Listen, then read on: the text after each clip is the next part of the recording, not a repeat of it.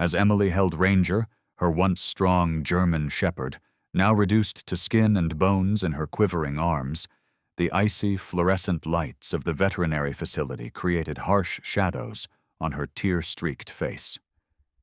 Every faint breathe that he made seemed like it might be his last. Whispering, "It is time, Ranger," she pressed her forehead to his fading muzzle.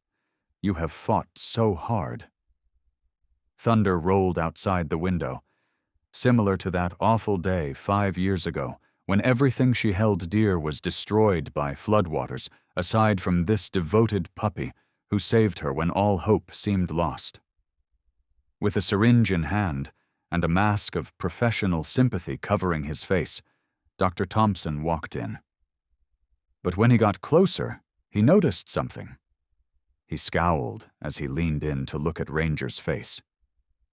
As the veterinarian's words lingered in the antiseptic air between them, Emily looked up, bewildered and grieving. "We cannot put him down," he continued, putting down the syringe. "Something is not right. Not right now. Let us move on to the story." Claire Monroe had worked as a pediatric nurse at Mercy General for almost 10 years, but no amount of professional experience with suffering had prepared her for witnessing her own cherished companion deteriorate. Please leave a like, and let us know what you think in the comments section, along with the city you are viewing from. She was 36 years old and living alone in a small cottage on the outskirts of Riverdale, the same small town where she had grown up, though the landscape had been permanently changed by the devastating flood that had destroyed everything she had ever owned, including her parents, younger brother, their family home, and all the memories it held. By the time the levee broke, it was too late. Only Emily had survived, rescued from the surging waves by a strong German shepherd from the county's K9 rescue unit. Authorities had urged locals to evacuate, but Emily's father, who remained obstinate until the last, had believed they could weather the storm. When Emily found out that Ranger's handler had died in another rescue attempt, she could not bear the idea of the hero dog being sent to another handler, or worse, retired to a kennel. Ranger had discovered her clinging to a floating piece of debris, half-conscious and hypothermic, and the dog had pulled her to higher ground where rescue workers could reach her. Ranger had been the epitome of health despite his advanced age until 3 months ago. At the age of 10, he still carried himself with the dignity of his training, his dark eyes alert and intelligent, and they had healed together after she had adopted him, two survivors united by shared trauma and quiet resilience. Normal for his age and breed, Dr. Thompson had said, recommending the newest drug for aging dogs from Jeripo's Animal Health, Inc., which had been heavily promoted with ads showing old dogs playing like puppies again. Emily was unaware that the drug that was supposed to make Ranger's golden years easier was actually slowly poisoning him. When Ranger started to deteriorate quickly, Emily had to face the terrible reality that she could neither afford extensive treatment nor bear to watch him suffer. She had used her savings to help Marcus Williams, an 8-year-old patient whose family could not afford a crucial surgery. Asa Thompson, known to his friends as Elias, understood her situation all too well. The morning Emily had made the decision to end Ranger's suffering started like any other, save for the sense of finality that lingered in the air. He was a former Army veterinarian who had worked with military dogs in Afghanistan and understood the bond between handler and dog. His heart had shattered for both of them when Emily had called about euthanasia. Unable to sleep, she had gotten up before dawn and spent those peaceful hours sitting next to Ranger's bed, stroking his once lustrous coat with her fingers. Instead of helping him, Jerry Paws, the miracle treatment for aged dogs, seemed to hasten his demise. Emily whispered, tears streaming down her face. "I cannot let you suffer any more, old friend," as she made the appointment with Dr. Thompson for 9 o'clock, giving herself these last hours to say goodbye. His once strong frame had become gaunt, his eyes cloudy and unfocused, and worst of all, he was whimpering in pain due to tremors that racked his body. Even though it broke Emily's heart, the fact that Ranger hardly touched it, taking only a few listless licks before turning away. When she prepared his favorite meal at 7 o'clock, a simple hamburger patty confirmed to her that she was making the right choice. By the time she was 8 years old, she had packed a little bag with Ranger's favorite blanket, the old tennis ball he had been carrying around for years, and an envelope with a letter she had written the previous evening, detailing all the ways Ranger had saved her not just from the flood, but also from the ensuing despair which she intended to read to him in his last moments as a tribute to a life well lived and greatly valued. "Ranger, are you up for a ride?" It took all of her strength to help him into the car, as his once strong legs could hardly bear his weight. At the word ride, Ranger's ears had perked up eagerly, but now he just raised his head slightly, his eyes finding hers with what seemed like resigned understanding. She asked, forcing brightness into her voice. Emily parked in the back lot near the entrance, and the drive to Riverdale Veterinary Clinic was thankfully brief. Dr. Thompson had recommended that they use a private door so that they would not have to go through the main waiting room with its curious eyes and healthy pets. The doctor was waiting for them, his gentle face solemn as he assisted Emily in guiding Ranger into the specially prepared room.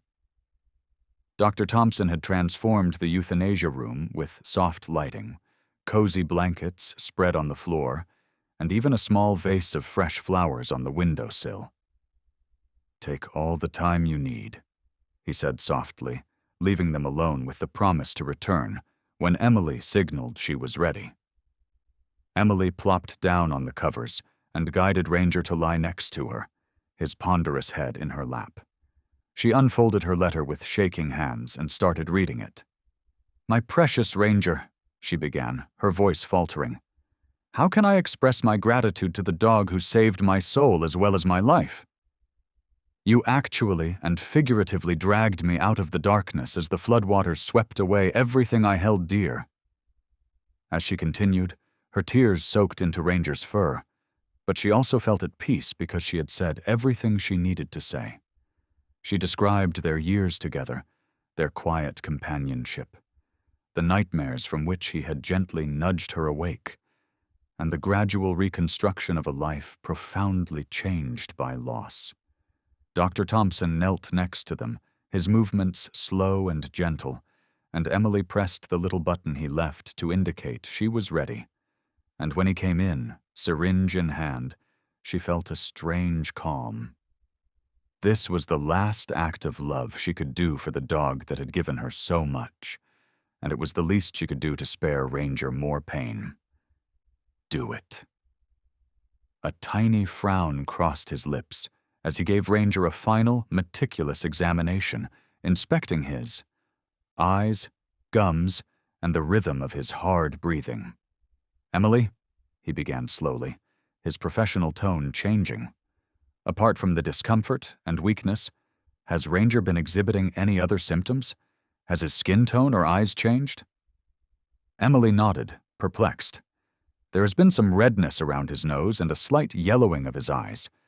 I thought it was merely a portion of the North Doctor." Thompson put down the syringe and took a little pin light out of his pocket to take a closer look into Mac's eyes. "You also mentioned that these symptoms occurred when he started using Gerapause." "In a few weeks? Yes. Why is it important now?" The veterinarian's face had become very serious. "It may be really important," he remarked. "Recently, I noticed something similar in another patient, Jerry Paws." He touched Emily's shoulder tenderly. "We should postpone today's procedure, not to offer you false optimism. Are you open to trying something new? Bring Ranger back in a week after stopping the medicine entirely."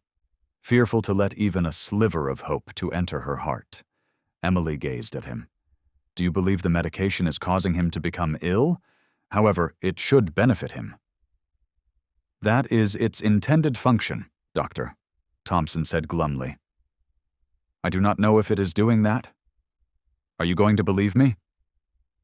Emily felt something other than hopelessness for the first time in weeks. Anything that offers him a chance, of course. Emily found the travel home from the veterinarian clinic to be unreal. Ranger was lying calmly in the back seat, breathing heavily, but not as desperately as he had been.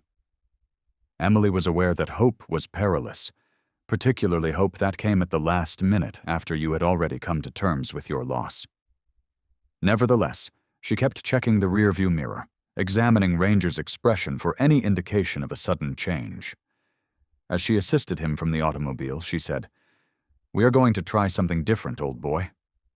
After a tiring 3-step climb to her front porch, Mac collapsed onto his bed in the corner of the living room, and Emily collected the bottles of Jerry Paws that had been placed all over the house on the kitchen counter, on the bedroom shelf, on the bedside table as continual reminders of the routine she had so devotedly adhered to.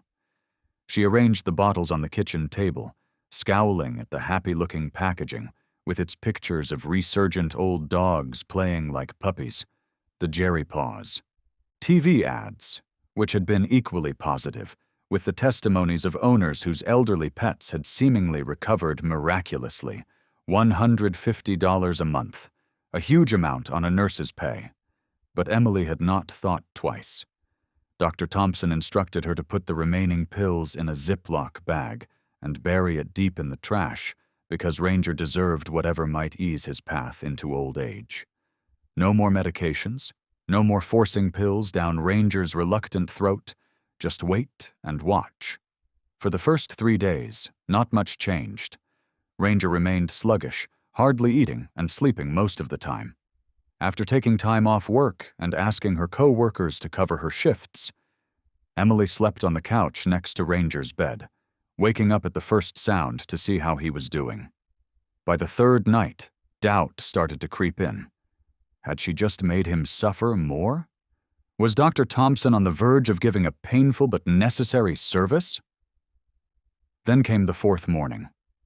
Emily opened her eyes to find Ranger standing next to her, nudging her fingers with his nose.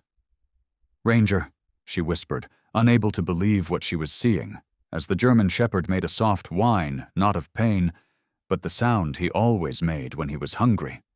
Emily woke up to a strange feeling, something cold and wet pressing against her hand that dangled off the couch. His tail, which had been hanging limp for weeks, waggled a little. Emily sat up quickly and cupped his face and hands while closely examining him. His eyes, yellowing, appeared to lessen, and even though he was still extremely thin, his eyes showed a level of alertness that had been lacking for too long. "You want breakfast, boy?" Ranger answered with another soft moan as her voice faltered with passion. Ranger followed Emily to the back door and stood expectantly, and when she opened it, he stepped gingerly into the small fenced yard, lifting his nose to the morning breeze after managing to eat half a bowl of softened kibble in the kitchen, more than he would eaten in one sitting for weeks. By the 5th day, Ranger was able to walk around the block on a slow pace, stopping often but walking with increasing confidence. Emily stood watching from the doorway, one hand pressed to her mouth to stifle a sob. This was a far cry from the strong, powerful dog that had rescued her from floodwaters, but it was also markedly different from the suffering animal she would almost put down days earlier. When she called Dr. Thompson to report these changes, he responded calmly but encouragingly. "Bring him in tomorrow as planned," he said. "I want to run some tests, see if what I am suspecting holds water." On the 6th day, Ranger actually barked when the mail carrier approached the house, a horse shadow of his once authoritative warning, but a bark nonetheless. "What are your suspicions?" After a moment, Emily said, "I would like not to say until I am more confident." "Keep doing what you are doing, please. No drugs, healthy food, and mild exercise." Emily and Ranger went back to the clinic the next morning, through the front door this time. A number of folks in the waiting area raised their heads in surprise. Many of them were locals who had heard about Ranger's planned euthanasia, had witnessed his decline, and knew his tale. As Ranger entered the examination room on his own initiative, Dr. Thompson greeted them with a sincere grin. "Is not that the Winter's rescue dog?" She heard an older woman murmur, "I thought he was on his last legs." He performed a comprehensive examination, carefully monitoring Ranger's vitals and taking blood samples. Looking at Ranger's gums, he observed, his color is improved, and his eyes yellowing has unquestionably lessened. Does his appetite get better every day? According to Emily, he is now eating nearly normally. He is also more present and attentive. She paused. What is happening, Elias? He was dying 1 week ago. With a severe expression, the veterinarian leaned on the examination table. I think Ranger was experiencing a serious negative reaction to Gerapause. However, how is that even possible? The largest pet pharmaceutical firm in the nation, Animal Health, is the manufacturer. They would test for such reactions, would not they? You would assume so, Doctor, Thompson said in a deliberately casual tone. The problem is that I have begun to see a trend. 3 additional elderly dogs have shown up with comparable symptoms in the past 6 months. Gerapause for everyone. When we stopped the medication, the third, like Ranger, became better, but the other 2 were too far gone to salvage. Emily's experience as a nurse came into play. Is this a bad batch? Was the manufacturing process contaminated in any way? Perhaps. He sounded unconvinced. However, there is more. I have been conducting some research and contacting other practices and colleagues. Riverdale is not the only place. Veterinarians throughout the state are reporting similar incidents. Emily remarked slowly that it could not be a coincidence. No, I do not think so. Dr. Thompson's tone became stern. I believe we should investigate this more, Emily. People need to know if Gerapause is hurting animals, rather than benefiting them. Emily glanced down at Ranger, who sat calmly at her feet. He was still frail and old, but he was also growing and changing. How many other cherished creatures had vanished as a result of their owners, like her, blindly believing a company's assurances? She questioned, "What do we do next?" The weeks that followed were filled with a sense of purpose that Emily had not had since she volunteered for the flood relief operations. Recording Ranger's condition in the journal, doctor was the first thing every morning. Thompson had supplied energy levels, appetite, weight, and any recent changes, whether favorable or unfavorable. Although there were several hiccups, the German Shepherd's progress was steady. On certain days, he would appear to be nearly his previous self, walking with Emily in the mornings with a semblance of his former dignity. On other days, he would be weak and trembling from the residual affects of whatever had poisoned his system. Dr. Thompson had started assembling material from his own practice and other sources in order to create a case file. He would give Emily updates over the phone every few days, his tone growing gloomier as the pattern grew more apparent. During one of these calls, he informed her, "I have uncovered 27 cases across 3 states currently."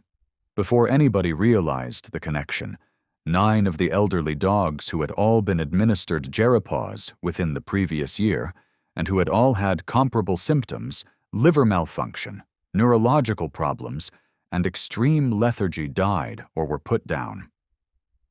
Emily remarked, "That is criminal," as she observed Ranger sleeping on the floor of her living room in a patch of sunlight. "How can Animal Health Inc. be unaware of this?" That is not it the question? The appointment with Animal Health Inc. was set for a Tuesday morning at their regional offices in Cincinnati, to which Dr. Thompson said, "I think it is time we found out." Dr. Thompson picked Emily up in his old Subaru, his usual casual demeanor replaced by uncharacteristic formality. Emily had taken a personal day from the hospital, leaving Ranger in the care of her neighbor, Mrs. Abernathy, who had been monitoring his recuperation with grandmotherly concern. The building was a gleaming glass structure that dominated the downtown skyline. "You did not have to dress up on my account," Emily said, trying to lighten the mood. "But not for you," he said grimly, wearing a suit that had seen better days, his tie knotted with the meticulous precision of someone who rarely wore one.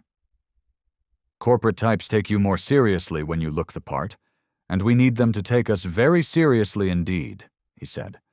The regional director, Walter Cunningham, had agreed to meet them along with the company's senior veterinary consultant and a representative from their legal department. But this final detail had raised red flags for both of them, so they are already in defensive mode, Dr. Thompson told Emily during the 3-hour drive. "What if they just shut us down, tell us we are wrong, and show us the door? Then we go to Plan B, which is taking our evidence public." He looked at her. "But that is actually good." "It means they know there is something to defend against," Thompson said. Emily looked out the window at the passing farmland. Some things are worth the risk. They were escorted through security at the Animal Health Inc. headquarters with efficiency that verged on coldness. Animal Health Inc. has deep pockets and an army of lawyers. They could make life very difficult for both of us. Emily thought of Ranger, of the other pets who had suffered, of the owners who had lost their companions without ever knowing why. The receptionist, a young woman with a polished appearance and a well-practiced smile, led them to a conference room on the 23rd floor overlooking the Ohio River.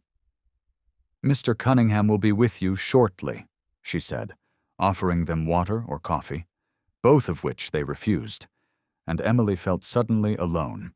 Even Dr. Thompson looked uneasy, shifting the files he had set on the polished table. "Remember," he whispered softly, and her navy trousers suit, the one she kept for parent conferences and job applications at the hospital, looked drab in comparison to the luxury all around them. "We have facts on our side, regardless of how they attempt to scare us." 3 persons entered when the door opened. A 60-year-old man with silver hair and the assured demeanor of an old-timer. A middle-aged woman with a stethoscope and a white coat who appeared to be trying to project a sense of medical legitimacy. Additionally, there was a younger, perceptive man who sat silently and held a leather portfolio. "Dr. Miss Winters, Thompson," the elder man started to hold out his hand. "Director of the region, Walter Cunningham. We appreciate you alerting us to your concerns. Here are Mr. Eric Daniels from our legal department and Dr. Patricia Lawson, our senior veterinary consultant. The introductions are finished." At the head of the table, Cunningham took a seat. His face was a deliberate fusion of professional distance and concern. "I am aware that you have inquiries concerning our Jerry Paws product line." Dr. Thompson wasted no time making small talk. "Mr. Cunningham, we have more than questions. We have proof that Jerry Paws is seriously harming the animals it is meant to treat." He flipped through many sheets of well-structured material as he opened his file. "So far, I have recorded 27 cases, all of which exhibit the same pattern of symptoms that get better when taken off of the medicine." Dr. Lawson frowned as he picked up the papers and looked over them. "Dr. Thompson, this is quite an accusation. Prior to its release, Jeripaz was the subject of numerous clinical testing. It has a great safety record and has been on the market for 18 months. "Respectfully, Doctor Lawson, the evidence does not support that. Dr. Thompson produced more records, including blood test results, before and after pictures, and pet owner testimonies. These are not one-off events. It is impossible to write off these negative reactions as a coincidence, because they show a trend." Daniels, the lawyer who had been mute up to this point, leaned forward. "Have you thought about how sick these creatures were already? Many of the elderly creatures Jerry treats have underlying medical issues. Causation is not the same as correlation." Emily, who had been silently watching, suddenly found herself talking. "Prior to starting Jerry Paws, my dog Ranger was in good health, with the exception of a slight case of arthritis. He was almost dead in 3 months. He exhibited noticeable improvement a week after stopping the medicine. There is no correlation there. There is a clear cause and effect there." "Well, The case is hardly evidence of science, Dr. Lawson answered in a patronizing manner. Despite her growing rage, Emily retorted, "It is not just one case," in a firm voice. Cunningham held up a pacifying palm and said, "Did you even look at the files Dr. Thompson provided?" 27 cases, all with the same pattern. We take any possible problem with our goods very seriously, and we understand your worry, Ms. Winters. But as doctor, Gerapos has benefited thousands of pets around the country, Lawson noted. Even though the circumstances you are describing are regrettable, they only make up a small portion of our user base. A fraction is expanding, Dr. Thompson stated. How many pet owners never connected the dots? How many animals suffered or perished as a result of everyone thinking that their deterioration was simply a normal part of growing older? For an additional hour, the discussion went on in a tiring dance of accusations and deflections. The Animal Health Incorso representatives had a ready explanation or dismissal for each piece of evidence Dr. Thompson offered, and by the time Cunningham adjourned the meeting, it was evident they had not achieved much. "We appreciate you bringing these concerns to our attention," he said, rising to end the discussion. "In the meantime, I can assure you that Gerapos is still a safe and effective product for the vast majority of pets."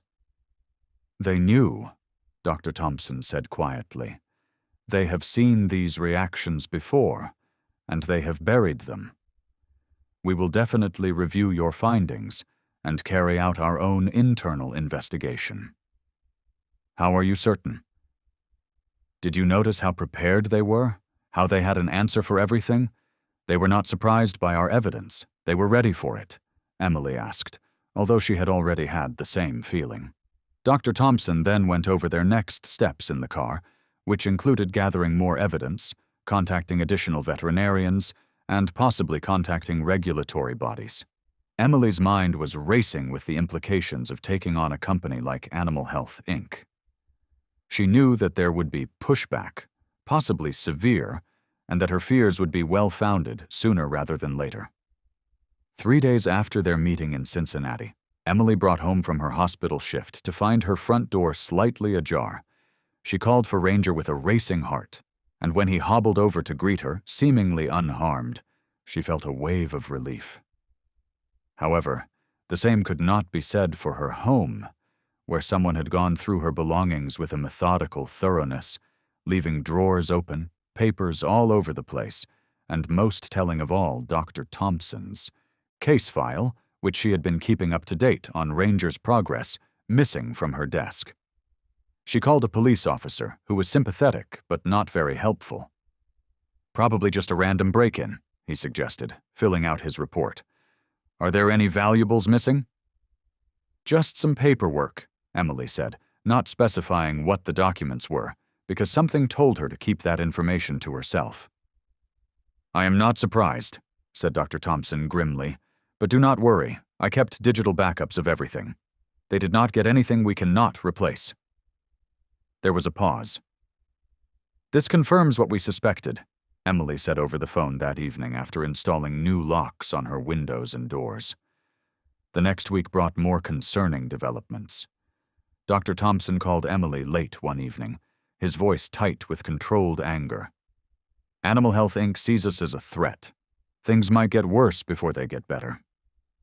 "Are you saying we should stop?" "No, I am saying we need to be very careful, and perhaps consider getting some legal advice of our own. Someone has apparently filed a complaint questioning my professional ethics, claiming that I have been making unsubstantiated claims about established medications and providing substandard care. I have been suspended from the Veterinary Association pending an investigation." "What investigation?" Emily demanded. "Animal Health, Inc. Very likely, but no concrete proof. The timing is too good to be true." 2 days later, Emily got a letter from the hospital administration asking to meet with the ethics committee, citing concerns about improper use of professional credentials in personal advocacy efforts and unauthorized disclosure of private information. Dr. Thompson called again that same afternoon, sounding more shaken than Emily had ever heard him. "Someone jumped me in the clinic parking lot last night," he said without preamble. "2 men. I did not get a good look at them. They did not take anything." The implication was clear. Back off or risk your career. His voice hardened. "This is how they operate, Emily. Intimidation, threats, professional sabotage. Just delivered a message. Drop the Jerry Paws investigation if you know what is good for you." "My God, Elias, did you call the police?" "Yes, but there is little they can do without descriptions or evidence." "We are not alone," she said firmly, "and we are not backing down." Emily glanced across her living room at Ranger, who had improved despite the chaos erupting around them, and he was watching her with those intelligent eyes, as if understanding everything being said. "They are trying to isolate us, make us feel alone in this fight." One mother, Susan Williams, whose son Marcus was the very child Emily had assisted with surgery funds, listened with particular interest as Emily shared Ranger's story with the parents of some of her regular patients at the hospital, explaining her occasional distraction. This was the unexpected turning point. She said, "My husband works as a journalist for the Tribune, and he focuses on issues about corporate accountability. Are you open to speaking with him?" In a matter of days, Emily and Dr. Thompson were sitting in the Williams' cozy suburban house, presenting their case to Robert Williams, a keen-eyed man whose reputation for investigative reporting had brought him both praise and criticism. Upon examining their documentation, Williams stated, "This is precisely the type of tale that need telling." Dr. Thompson noted, "They are already doing that. But fair warning, once it goes public, Animal Health Inc. will come at you with everything they have got." Williams agreed and said, "At least this way the truth gets out." Williams was working on his narrative, while Emily and Dr. Thompson continued to collect evidence. "Give me a week to check some of your claims independently. Talk to some of these other pet owners, then we will publish." After learning about their investigation through professional networks, other vets started contacting them. Others are expressing support, while others have comparable cases. First, a pathologist from a Columbus teaching hospital volunteered to thoroughly examine Jerry Paws samples in order to find any possible contaminants. Not everybody was on board. A number of Dr. Thompson's associates openly disassociated themselves from his unsupported assertions, and several hospital officials treated Emily coldly. However, there seemed to be more doors opening than closing. Concerned pet owners came together to create an online support group where they could exchange resources and stories. Emily and Dr. Thompson had gathered a devastating amount of information by the time Williams called to say his story was ready. Ranger's tale was featured prominently on the Sunday Tribune's main page, along with in-depth testimonies from other impacted pets and their owners in an article titled, "Prescribed Poison Worries Surround Popular Pet Drug." The reaction was swift and tremendous. The stock of Animal Health Inc. had fallen 12 points by Monday morning. The business announced on Tuesday that it was temporarily halting sales of Jerry Paws while it conducted an internal assessment. Local TV stations carried the story, which included interviews with pet owners whose animals had suffered. Outrage erupted on social media, especially as images of cases before and after went viral. Emily's phone was ringing non-stop. Pet owners discussing similar incidents, reporters looking for feedback, and even anonymous calls that alternate between threats and expressions of appreciation. Although Dr. Thompson was under similar pressure, the public's perception had changed significantly in their favor. Influential members were already defending him before the Veterinary Association that had suspended him announced a formal hearing. While all of this was going on, Emily got the call that would alter her life. Walter Cunningham himself called. "Miss Winters," he began, his voice no longer confident as before. "Animal Health Inc. would want to suggest getting together. Me, Our CEO, and you and Dr. Thompson alone. No press, no attorneys. We believe you should be aware of something. Compared to their previous meeting, Emily and Dr. Thompson were considerably more confident going into their second meeting with Animal Health, Inc. This time they came through the front doors of the company's offices as people whose activities had caused the stock to collapse and put its main product under intensive examination, rather than as supplicants. Security guards were treated. The receptionist who led them to the executive suite on the top level appeared much less patronizing and treated them with cautious respect. Compared to the last conference room, this one was smaller and more intimate, and Emily saw that there was no recording equipment in it. Already there was Walter Cunningham, standing at the window with his back to the door, his shoulders stiff under his pricey suit. Emily did not recognize the older man sitting next to him. He had steel-gray hair and the weathered complexion of someone who had spent a lot of time outside, despite working in a corporate setting. Fantastic. Winters. Cunningham turned to them and said, "Doctor?" Thompson, with a false smile, "I appreciate you consenting to this meeting. Let me present you to Nathan Harmon, CEO of Animal Health, Inc." The older man rose up and held out his hand in a forceful but non-aggressive manner. With the faint drawl of someone who has tried to mask a southern accent, he remarked, "I apologize for not being present at your prior meeting. I would have given it top priority if I had been aware of the nature of your worries." Dr. Thompson did not believe it.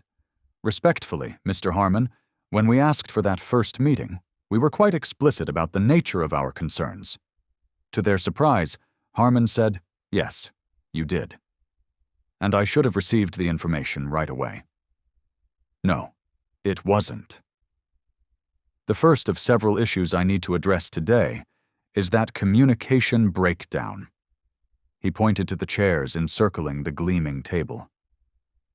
"Sit down, please. Although what I am about to disclose is difficult for both this organization and myself personally, it is essential." After they sat down, Harmon folded his hands on the table and looked at them for a while before he spoke. "I know you have been looking into negative reactions to Jerry Paws," he said. "You might be surprised to hear that we have been battling the same problem internally for about 6 months. Emily and Dr. Thompson looked at each other. This was a surprising admission. "Half a year?" Dr. Thompson said it again. However, the goods were still available for purchase. Harmon's face did indeed tighten. "I did not participate in that choice. Coincidentally, I have been in Europe managing our growth there. When our stock started to decline last week, I came back, and I have been working on my own internal inquiry for the last 5 days." He gave them a direct glance. "What I found was quite unsettling. About 2% of animals on Jeripo have experienced recorded adverse events. They are mainly dogs older than 8 years who have specific genetic markers." Emily remarked that while 2% might not seem like much, considering how frequently this medication is taken, that amounts to thousands of animals. To her surprise, Harmon agreed exactly.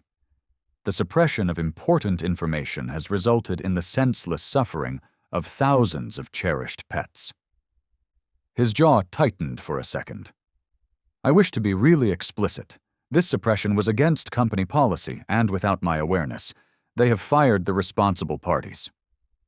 "That is all very handy, Doctor," Thompson remarked, his tone betraying his doubt.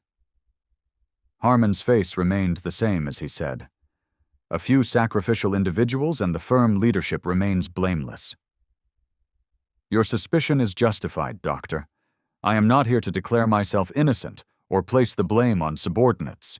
Regardless of whether I had direct knowledge of the failure, I am ultimately responsible for it. These are the complete internal reports on Jeripaw's adverse reactions dating back to 3 months after the product launch. I am providing them to you as a gesture of transparency. You will find they align with and expand upon your own findings," he said, pushing a folder across the table. Dr. Thompson opened the folder, looking through its contents with increasing awe. Harmon confirmed that the stabilizing agent, which is present in all batches of Jerry Paws, interacts negatively with certain liver enzymes, but only harms animals with specific genetic profiles. He looked up chemical analyses and genetic factors, and you even identified the precise compound causing the reactions. So instead, you let pets die. Not me, Harmon said firmly. But yes, that is basically what happened, and it is inexcusable. Emily felt a wave of rage. But marketing and legal advised against implementing it. The cost of pre-screening would have reduced profitability. He paused, his expression darkening. Emily tensed, uncertain of what might happen next. Miss Winters, there is something else you should know. Something personal. Harmon said softly, I was in Riverdale on business when the flood hit, and I was trapped in my car when the waters rose. A rescue team, consisting of a handler and a German shepherd, arrived. The handler told me the dog's name was Ranger as they were getting me to higher ground, and then they left to help others. His eyes grew distant, and I later found out that the handler did not survive. Emily's breath caught as the dog pulled me out through the window just before my car was swept away.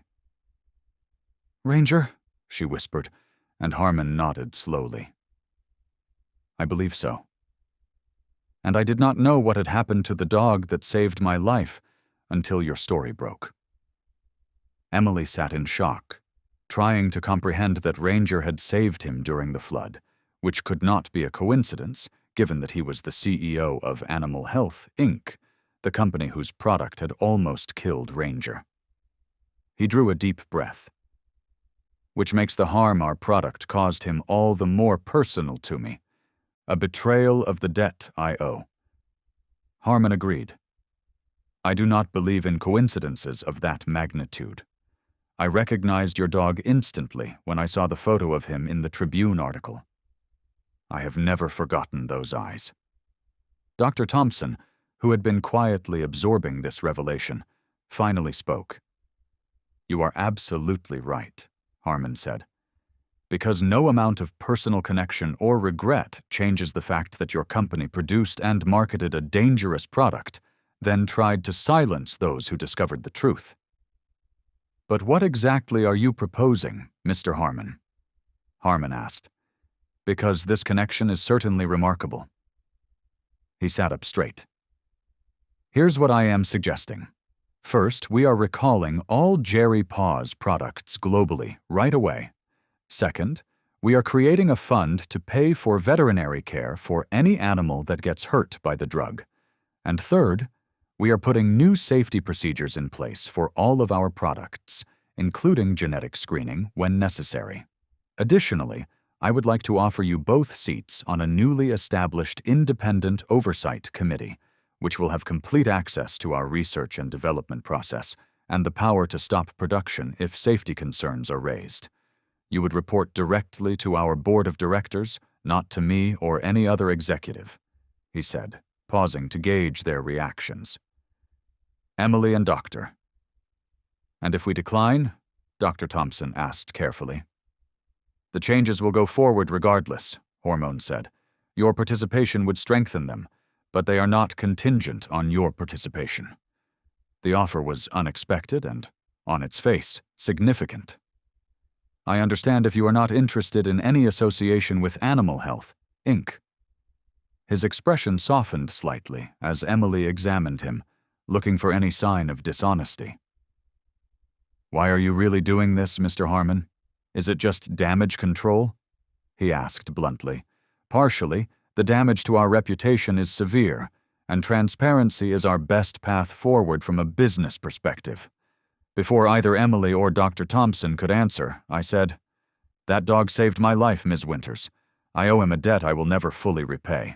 But I can ensure that what happened to him does not happen to other animals, and I can try to make amends not only to you, but to every pet owner touched by our failure. The conference room door opened suddenly, and a man with a sharp nose and a costly suit stepped in with a thundering face. Greg, what the hell is this? I just heard from legal that you have ordered a full recall without board clearance, he shouted, holding up a document. Do you have any clue what this will cost us? Harmon's expression hardened. Dr. Thompson. Claire Monroe. Our CFO, Victor Vaughn, is here. Victor, I was just telling Miss Winters and Dr. Thompson why the recall is both necessary and non-negotiable. You cannot do this, Vaughn said. The financial implications are tremendous, but the moral consequences of doing nothing are even more serious, Harmon interrupted. This is because of them, is it not? These whistleblowers with their inflated claims. Do you know we have had offers to buy their silence? Very reasonable offers, which they have rejected. Dr. Thompson straightened. Excuse me, what offers? Emily suddenly understood. And since I am still CEO, the decision stands. Vaughn glared at Emily and Dr. Thompson. Van's expression confirmed her suspicion before he could deny it. Victor, Harmon said, his voice dangerously quiet. Did you authorize attempts to silence these people? The CFO's silence was sufficient. The attack in the parking lot and the break-in at my house were not just intimidation, were they? Someone was trying to approach us with a bribe. Harmon coldly said, Get out. Go to your office and wait for security. Your employment is terminated, effective immediately. You can't, I can, and I have. Unless you would prefer I call the police and discuss witness intimidation charges. Harmon nodded toward the door, and Van stalked out after a tense moment, slamming the door behind him. With some regained calm, Harmon turned back to face Emily and Dr. Thompson. I apologize for that interruption, he said. He let out a deep sigh and said, I will not offend you by saying that one rogue executive was in charge of everything. It appears that my internal inquiry overlooked several important actors. The culture that put profit ahead of safety was the root of the issue. Regardless of what I knew or did not know, that is my fault. At last, Dr. Thompson, who had been assimilating these quick changes, spoke. Mr. Harmon, your offer is noteworthy and surprising, but I believe we need some time to think it over and make sure the adjustments you have suggested are as big as they seem. Harmon easily agreed, of course. Take as much time as you require. That folder contains all of the material, including the oversight committees, charter, and the recall notice that is being issued today. If you have any questions, my card has my direct phone number. Emily was hesitant as they were about to depart. She was unsteady after learning of Ranger and Harmon's relationship. She was cautious about corporate deception, but she also wanted to trust that he was sincere. At last, she said, Mr. Harmon, it is impossible to reverse what happened to Ranger and all the other animals impacted by Jerry Pauls. No fund or committee can alter that. I know, he said plainly. Even though we can never pay off all of our debts, we should nonetheless make an effort. Emily and Dr. Thompson stood on the pavement outside the building, still taking in what had happened. Emily said, What do you think? Is he telling the truth? Dr. Thompson gave it some thought. I believe he may be. The fact that Ranger saved his life is undoubtedly what made him personally invested. Furthermore, the CFO's immediate termination was not a show. That was real rage. Can we trust him, though? Have faith in the business? Have faith but double-check? Dr. Thompson smiled rhythmically. We have leverage because to the documentation he supplied. We have the means to take legal action if they break any promises. He hesitated. Speaking of legal action, I believe that before accepting his offer, we ought to speak with a lawyer. It is no longer just about us. It concerns all impacted pets and their owners. Emily nodded as she considered Ranger, who was still gradually getting better at home. One thing is for sure, regardless of what we decide. We have compelled a large corporation to admit misconduct and act. That is no minor triumph. No, Dr. Thompson said, as they made their way to his vehicle. It is not tiny at all. However, it seems to me that the real fight is just starting. With the shaky win over animal health in Kuners, Emily felt cautiously optimistic. However, hard reality has a way of tempering hope in life. Ranger Health took a concerning turn for the worse 3 weeks after they met with CEO Nathan Harmon, when the company started their countrywide recall of Jerry Paws. Emily, who is now always on the lookout for her companion's weight, spotted the first indicators right away: a heaviness in his movements that went beyond his typical arthritis, and a reluctance to eat. Ranger was unable to get out of bed without help on the second day. Pain obscured his once bright eyes, and his. Breathing became hard. "It does not make sense," Emily said in a terrified voice to Dr. Thompson on the phone. He was improving after going off Garapos for almost 2 months. With alarm in his voice, Dr. Thompson gave the order. "Bring him in right away." These poisons can occasionally have delayed effects or cause irreversible harm that we were unaware of at first. Emily's anxiety-filled drive to the clinic was a haze. When she looked back at him, Ranger's eyes followed her every move as he lay silently in the back seat with his enormous head propped up on a pillow. More than any physical indication, she was horrified by the resignation in his eyes, as though he recognized something she was not yet prepared to face. When they got there, Emily helped lead Ranger gently into an examination room where Dr. Thompson was waiting for them. As he performed a comprehensive examination, took blood, and checked vital signs, his hands moved with a lack of skill. After reviewing the initial findings, he eventually stated, "His liver readings are alarming. Additionally, fluid is accumulating in his lungs. For observation and more thorough testing, I would prefer to keep him overnight." "Are the Jerry Paws involved?" Emily's throat constricted as she asked. "A relapse of some sort." Dr. Thompson had a serious look on his face. "Yes. Ranger is an older dog with a history of trauma from his professional days, but there could also be residual damage from the drug. Jerry Paws's more severe symptoms may have been a cover for underlying illnesses." In an attempt to comprehend what she was hearing, Emily nodded. "Will he?" She found it difficult to complete the question.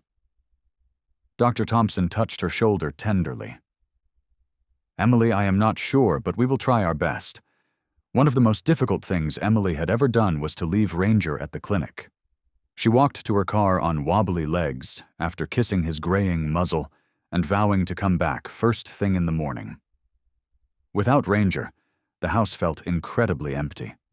No heavy sigh as he found his preferred seat, no clack of nails on floor, no vigilant eyes tracking her every move.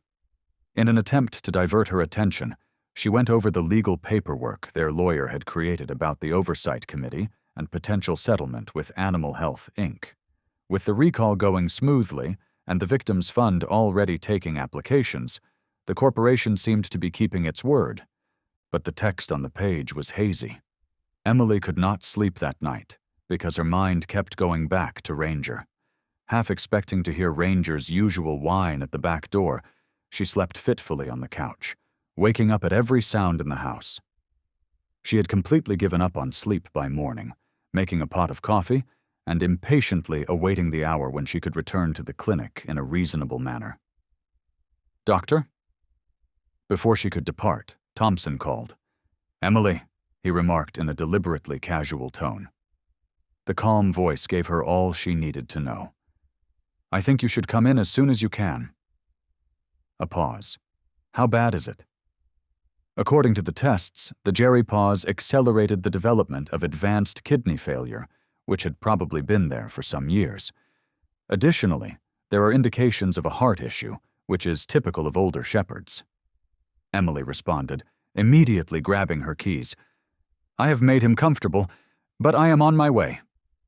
Dr. Thompson took her to a peaceful room at the rear of the clinic, away from the commotion of the main treatment area.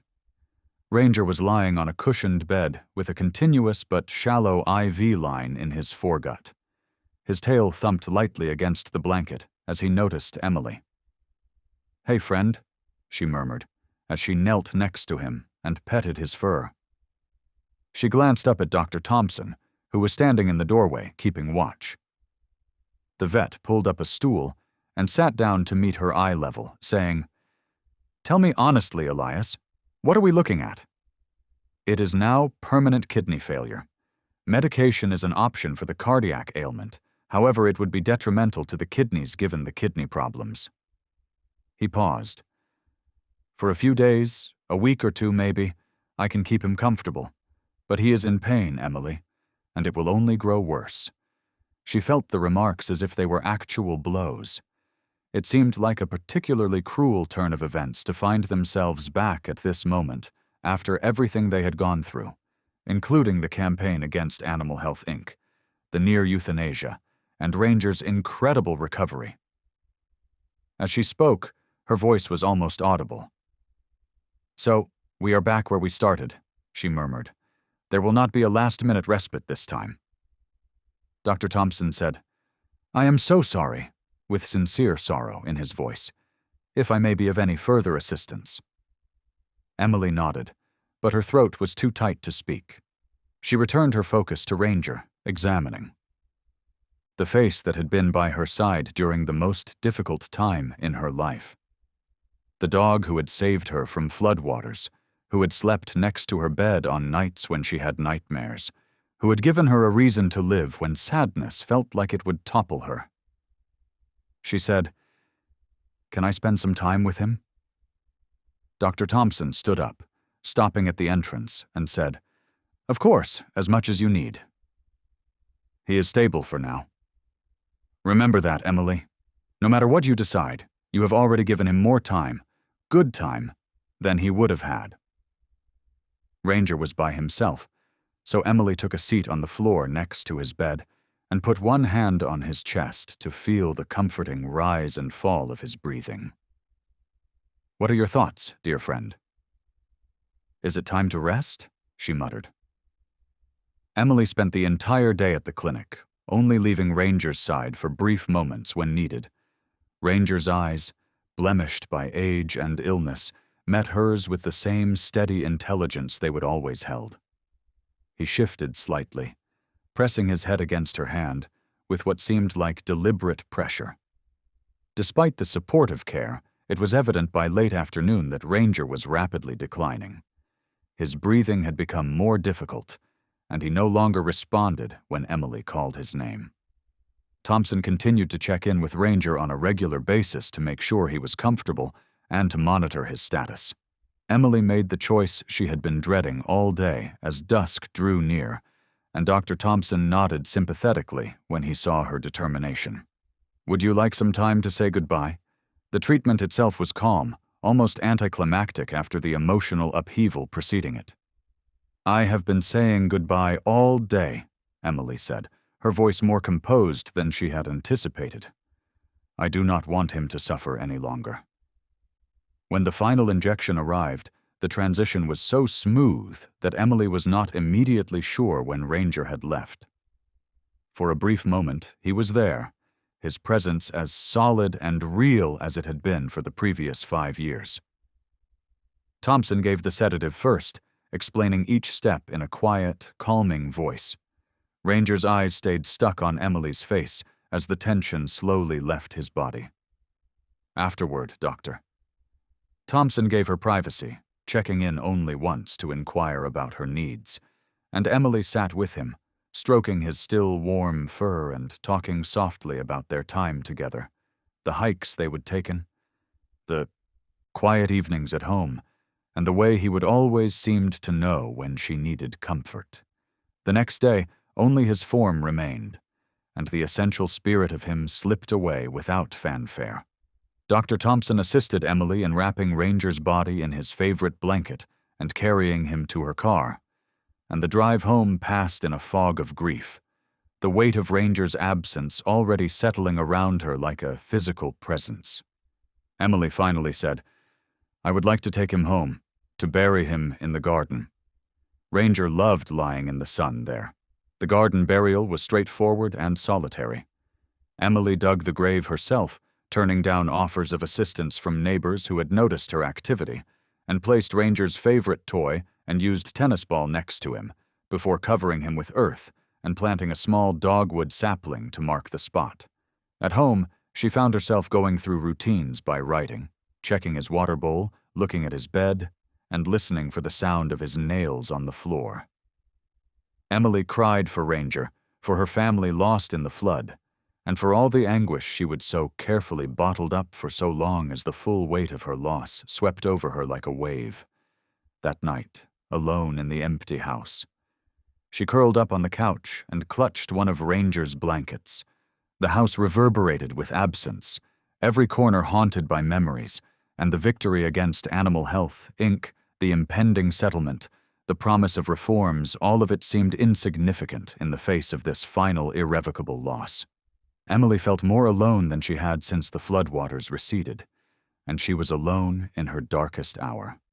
The dogwood sapling stood brittle but upright in the early light, a promise of growth and continuation that seemed impossible to be close to her present suffering.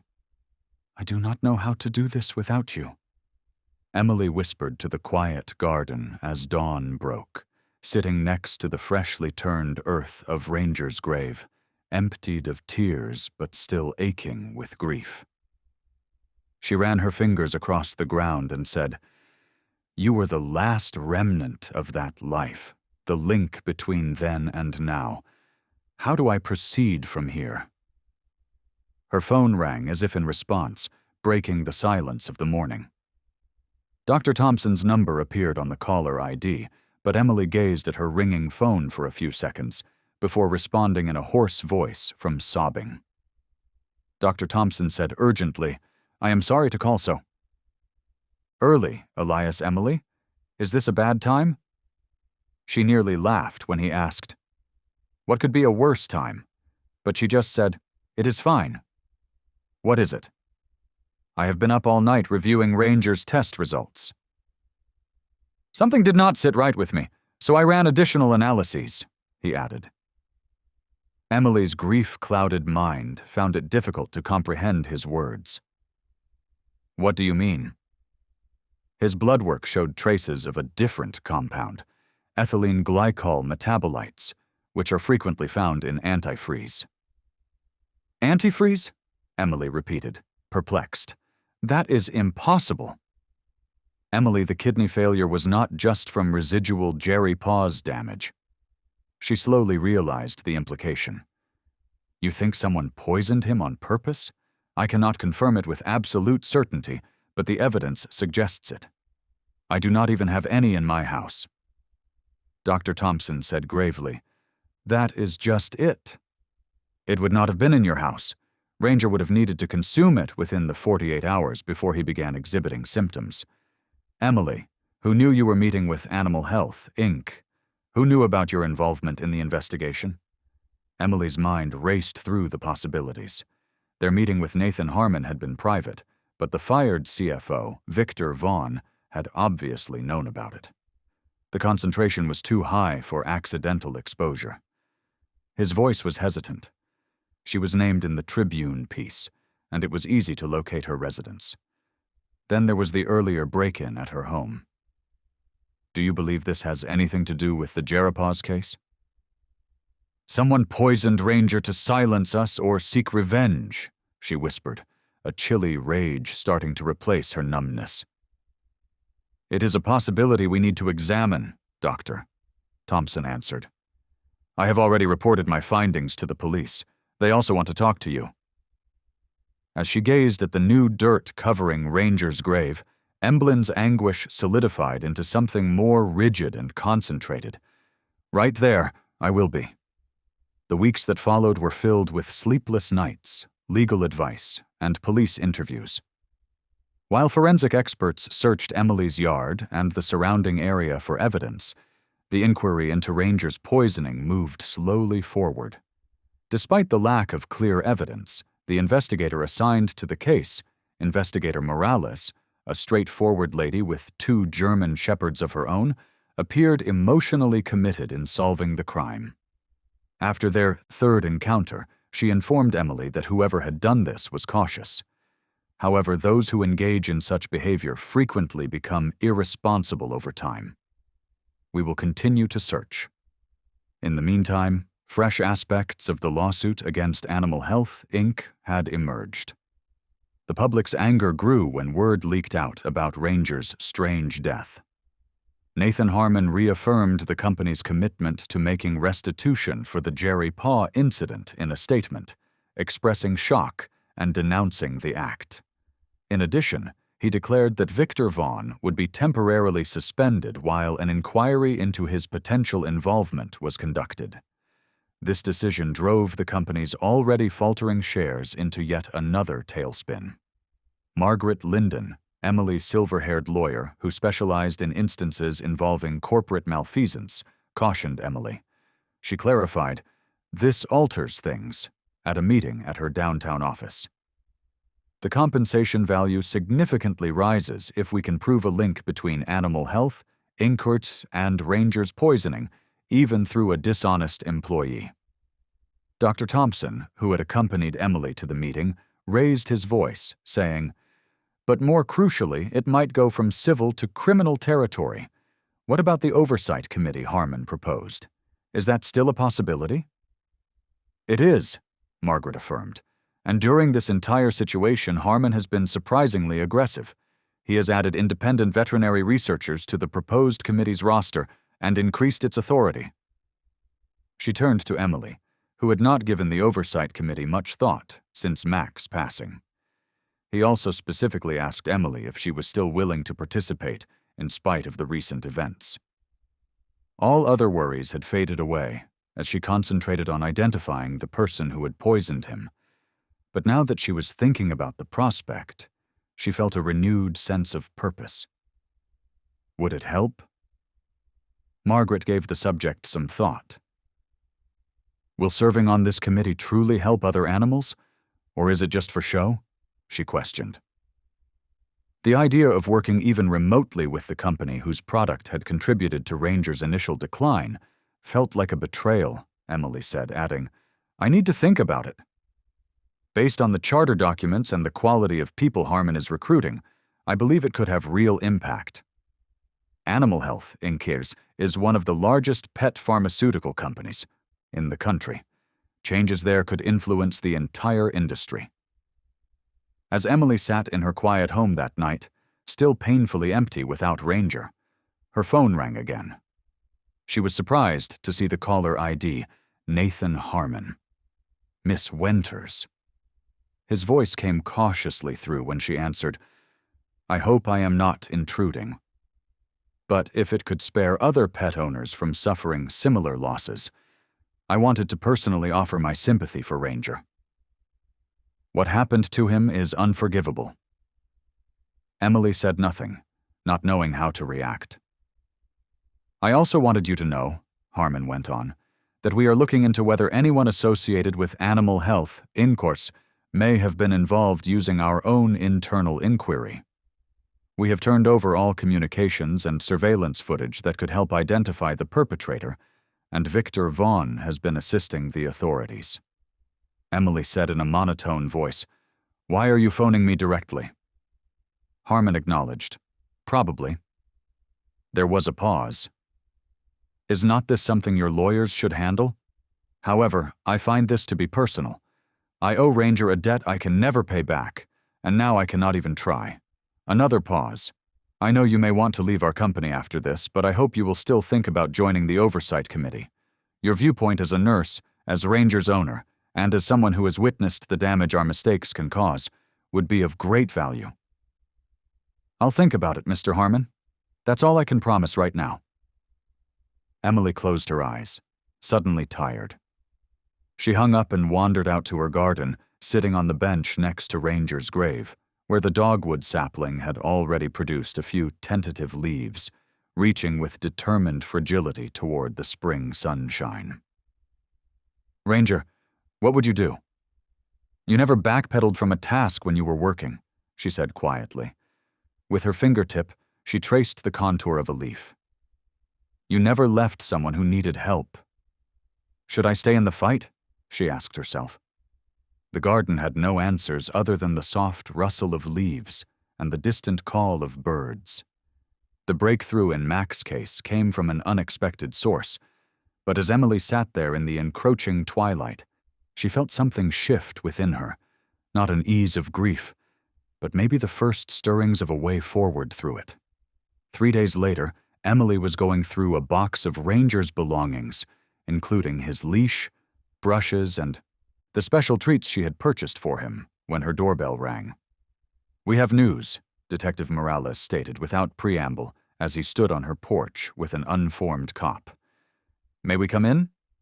The day before Ranger became ill, a gas station camera 2 blocks from your house recorded a man wearing sunglasses and a baseball cap approaching a parked car in black and white. The detective took out a tablet in her living room and displayed a grainy security camera image.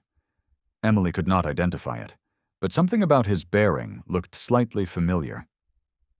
"We enhanced the image as much as possible," Morales added, swiping to a crisper version. Emily took a closer look at the picture and asked, "Does this individual appear familiar?" The man's face was partially hidden, but his posture and mannerisms said something. She spoke carefully. "I cannot be sure, but he reminds me of someone from Animal Health, Inc. or the sacked CFO, Victor Vaughn." Morales nodded without seeming startled. "We also had that thinking. Nathan Harmon was able to positively identify Vaughn after we showed him this yesterday." She moved her cursor to another picture.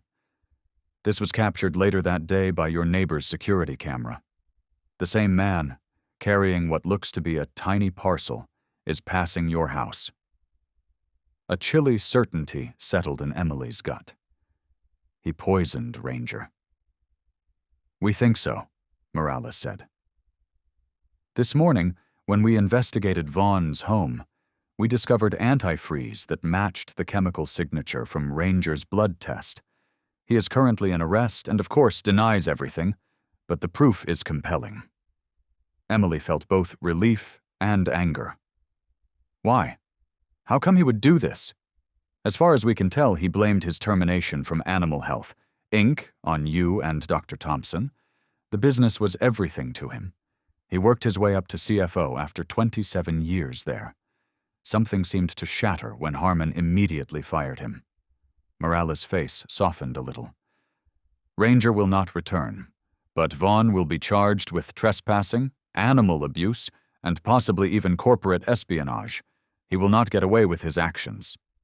Emily remained in her kitchen, reviewing this new information after the officers had left. When he approached her home with the tools to murder her dear friend, Victor Vaughn's expression, as she saw it in those surveillance photos, had been emotionless and unreserved. It stunned her with its intentional harshness. "When?" She called Dr. Thompson. The news shocked him just as much. He remarked, "At least now we know," after she gave him the details. It was not the business itself, and it was not random. One vengeful man who wanted someone to blame after losing everything. "Is it better or worse because of that?" Emily asked out loud. "I am not sure, Doctor," Thompson said. "However, it implies that Animal Health, Inc. S. improvements may still be sincere. Harmon appears earnest about altering his trajectory based on his assistance with the probe." Emily considered the oversight committee and the other pets that could use greater testing and more stringent procedures. She reflected on Ranger, not only during his last days of illness, but also during his best years. Strong, tenacious, and steadfastly committed to his mission of aiding the poor. Finally, she remarked, "I think I'm going to accept Harmon's offer." Join the committee. Verify that they fulfill their commitments. "I believe that is the proper decision, Doctor," Thompson said. "Harmon asked me to join as well, leading the committee's veterinary research branch. And I will be right there with you." Emily was surprised to find a package at her door 2 days later. A framed picture she had never seen before was within. Nathan Harmon, younger, sitting next to a German shepherd covered in muck, soaked and covered with an emergency blanket. It was definitely a younger Ranger. Both appeared alive, but worn out. Even in the hurried photo, the bond between the rescuer and the saved is evident. The picture came with a letter. Shortly after Ranger dragged me out of my car, a first responder took this picture. For the past 5 years, I have had it on my desk as a constant reminder that second chances are valuable. I hope the second chance you are helping to offer our business is what it deserves. Emily used her fingers to trace Ranger's image, seeing the power and purpose that had characterized his life. She was certain at that moment that her choice to serve on the Oversight Committee was an homage to Ranger's memory, rather than a betrayal, carrying on his tradition of protection and rescue in a new way. She put the picture on her mantel that night, and then exited to the garden, where the dogwood sapling was growing a little higher every day over Ranger's grave. Even as the pain of his absence persisted, something else began to grow in its place, a sense of purpose stemming from loss, but aiming for something positive. "We have not finished yet, Ranger," she said to the assembling dusk. "There is still work to do." A year later, Emily was standing next to the dogwood tree in her yard, which was now almost 5 feet tall, with its branches extending over Ranger's grave. Like the seeds of change sown in the wake of his death, the sapling had thrived beyond all expectations. "Ranger, he saved more than just lives," she wrote on the stone memorial she had set there, and a few petals drifted down to lay on the white blossoms that coated its branches. A voice behind her said, "I believe he would approve." Emily turned to see Dr.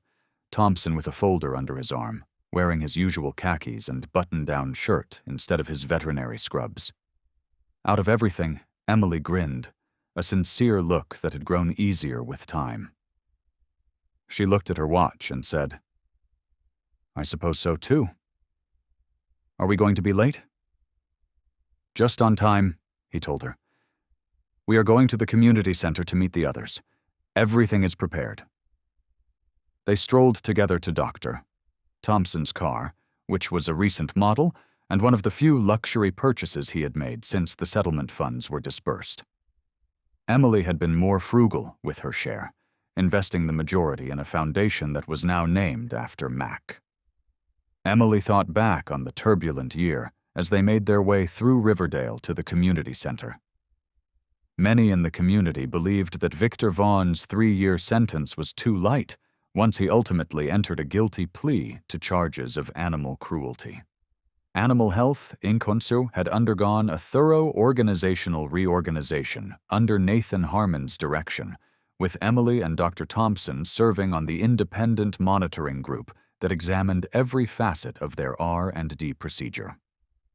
In the pet medicine sector, the so-called Gerapes affair caused a stir, leading to revised rules and testing specifications.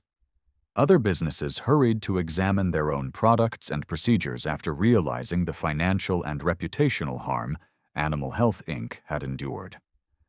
The system was much better, but it was not yet flawless. Feeling anxious? As they arrived in the Riverdale Community Center parking lot, Dr. Thompson inquired. "A little," Emily said. "Working on the committee in the background is one thing. Speaking in front of an audience is different." "You will be fine," he told her. "As always, just speak from the heart." The spacious conference room was already starting to fill up with media, municipal officials, veterinarians, and pet owners. On the front wall was a banner that read, "Ranger Foundation, 1 year of progress." Informational pamphlets regarding pet medicine safety, local shelter adoption prospects, and the Foundation's different activities were on exhibit at tables along the sides. The mayor was already there, talking to Nathan Harmon. He saw Dr. Thompson excuse himself to welcome Emily and them. Their working relationship had changed over the past year to something that was almost like friendship, based on their common dedication to reform, and maybe the special bond they all had with Ranger. Harmon shook their hands and remarked, "Emily Elias," with warmth. "Everything appears to be fantastic. It is amazing how much you have done in just 1 year." Emily looked at him and agreed. "We have had support.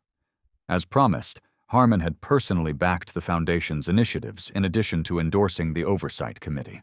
His business was now the industry standard for openness and security measures. Emily saw Susan Williams, whose son Marcus had undergone the surgery she had helped pay for, approaching them as they were speaking. Marcus, who was now 9 years old and in good condition, walked beside her. The lively vitality of boyhood had replaced his former state of being. Susan hugged Emma and called out to her, "I hope to see you before the wedding. Marcus had something he wanted to show you."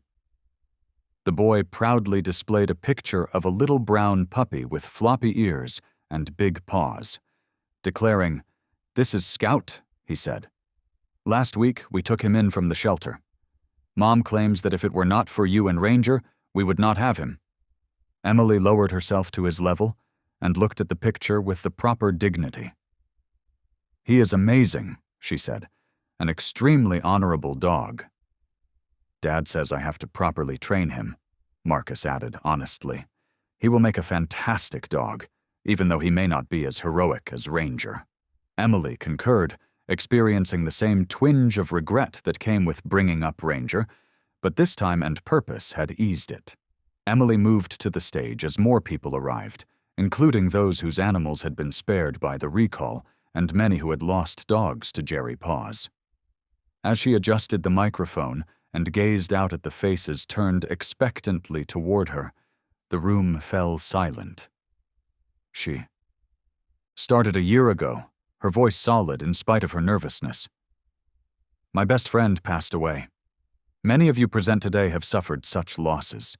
The unique sorrow that results from losing a pet that has grown to be a member of our family. To me, Ranger was more than simply a pet. During the most difficult time in my life, he was my savior, my guardian, and my dependable friend." She stopped and took a deep breath. "I had no idea at the time that Ranger would keep saving lives after he passed away. His and our tale ignited a movement that has altered the development, testing, and oversight of pet pharmaceuticals. It brought to measures that will protect countless animals in the future and exposed practices that prioritized profit before safety."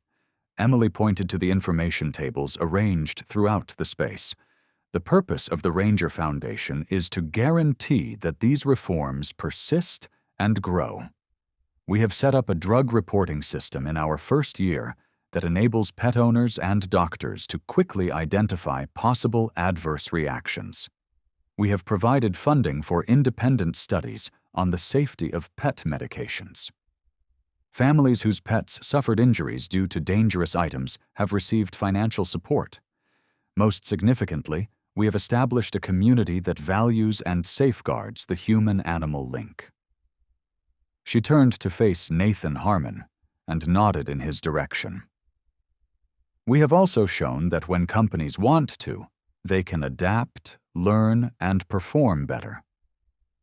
Animal Health, Inc. has emerged as an industry leader, demonstrating that moral behavior and commercial success may coexist." Emily felt a sense of rightness descend upon her as she went on to describe the Foundation's achievements and future objectives. Gradually, the searing wound of Ranger's loss had changed into something constructive, giving her sadness purpose rather than lessening it. Emily found herself surrounded by fans and well-wishers following the ribbon-cutting and ceremonial presentation for the Foundation's new local office. Detective Morales, who had grown to be a friend and an important ally in the Foundation's efforts, was one of them. Morales remarked, "Never believed I would see the day," as he surveyed the assembled audience. "It was not just me," Emily said modestly. "A whole community organized around pet safety. You have done something extraordinary here, Emily." Morales insisted, "No, but it started with you." "With you," not giving up even when it would have been easier to leave. She paused, then said more quietly, "I think Ranger would be proud." As the event came to an end, Emily found herself drawn back to Dr. Thompson and Nathan Harmon, who were discussing a new testing protocol that Animal Health, Inc. was employing. "We were just discussing something I wanted to run by you as well." Emily Harmon acknowledged as she joined them. "The company is developing a new arthritis medication for senior dogs properly tested this time with all the protocols the Oversight Committee established."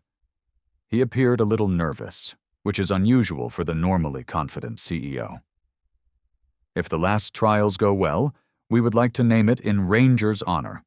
Only with your permission, of course." Emily was momentarily shocked. A year ago, it would have been unimaginable that Mac's name would be associated with Animal Health, Inc. "But now I would need to review all the research," she said at last. "See the trial results for myself." Dr. Thompson watched the exchange with silent approval, saying, "We have come a long way."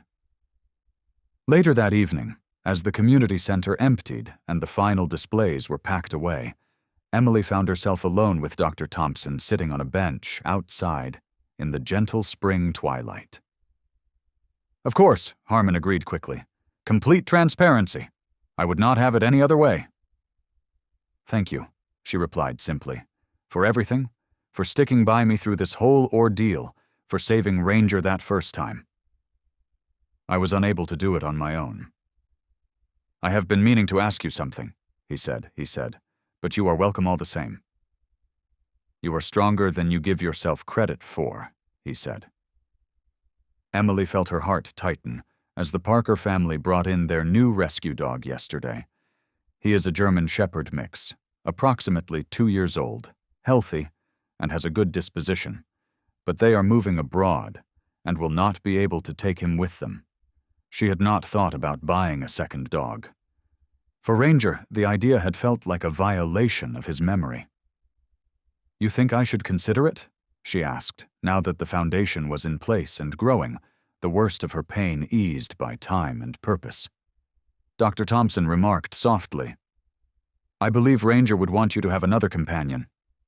No one could take his place, but to continue the relationship that was so important to you both."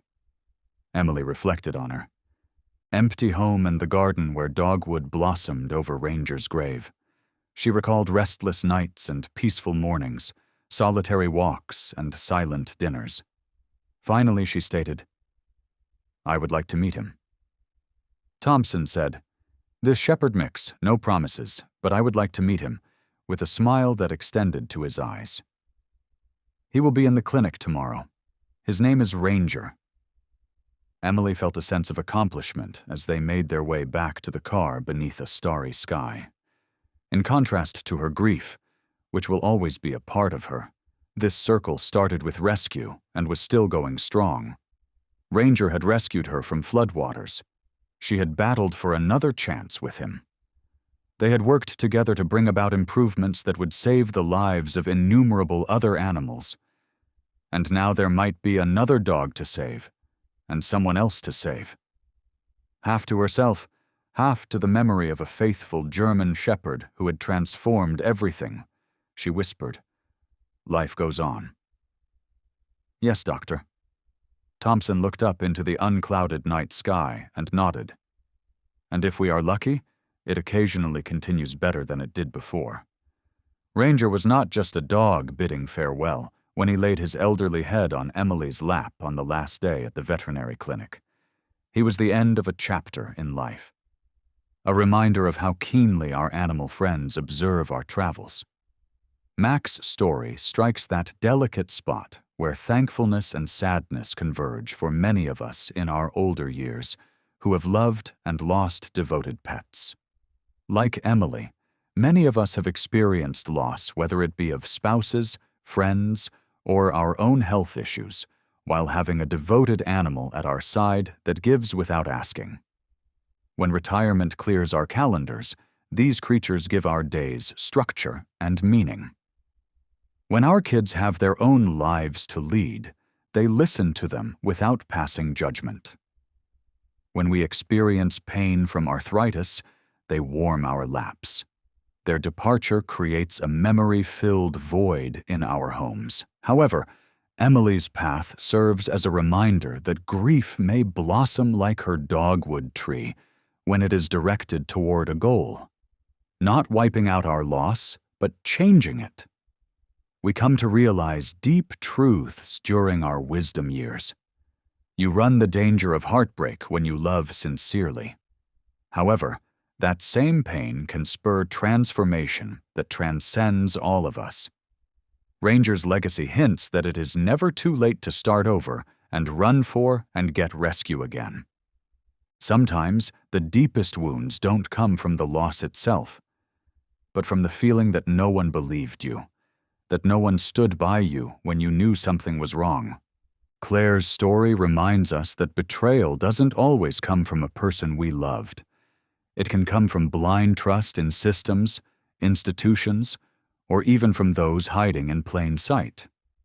Whether it's a relationship where you're accused without reason, or a situation where you know something isn't right but feel powerless to prove it, those moments can shake you to your core.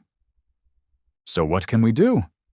If you're hurting from suspicion, false blame, or betrayal, pause before reacting. Stay calm. Document everything. Protect your peace, your name, and if you have children, protect their hearts too. Reach out to a therapist, a lawyer, a trusted friend. You are not weak for needing help. You are strong for choosing to heal with dignity. And most of all, don't carry it alone. Now we want to hear from you. Have you ever been betrayed, accused without proof, or left alone with the truth while others turned away? Drop your story in the comments. You never know who might read it and say, "Me too." Your voice might just be the one that helps someone else feel less alone today.